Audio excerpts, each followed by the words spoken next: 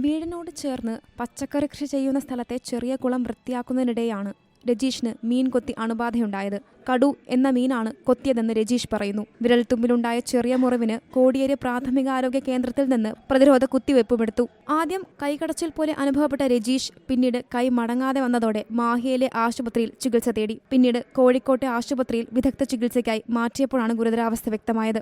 അപൂർവമായി മാത്രമുണ്ടാവുന്ന gas gangrene എന്ന bacterial അണുബാധയാണ് രജീഷിന് സംഭവിച്ചത്. തലച്ചോറിനെ ബാധിക്കുന്ന ബാക്ടീരിയ അതിവേഗം കോശങ്ങളെ ഇല്ലാതാക്കും. അതിനാലാണ് കൈപ്പത്തി മുറിച്ചു മാറ്റാൻ ഡോക്ടർമാർ നിർദ്ദേശിച്ചത്. കൈപ്പത്തി നഷ്ടമായതോടെ ക്ഷീരകർഷകനായ രജീഷിന്റെ ജീവിതവും പ്രതിസന്ധിയിലായി. അണുബാധ പകരില്ലെന്നാണ് ആരോഗ്യവകുപ്പിന്റെ വിശദീകരണം. അതേസമയം ഗ്യാസ് ഗാൻഗ്രീൻ ബാക്ടീരിയ ചെളിവെള്ളത്തിൽ കാണപ്പെടാറുണ്ട്. അണുബാധ അപകടകരമായതിനാൽ ജാഗ്രത പാലിക്കണമെന്ന് ആരോഗ്യവകുപ്പ് നിർദ്ദേശിച്ചിട്ടുണ്ട്.